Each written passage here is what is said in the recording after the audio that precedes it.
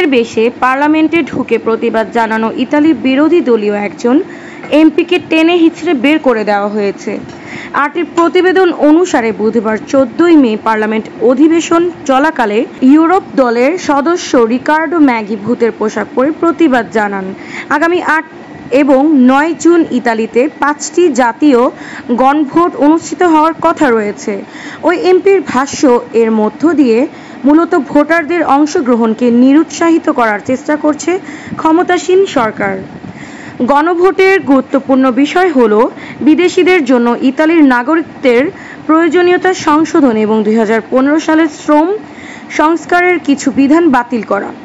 Ricardo Maggi প্রধানমন্ত্রী Georgia মেলোনির অতি ডানপন্থী সরকারকে জনসাধারণের তদন্ত এড়াতে ইচ্ছাকৃতভাবে ভোটদানে বিরত থাকার প্রচারণা চালানোর জন্য অভিযুক্ত করেন।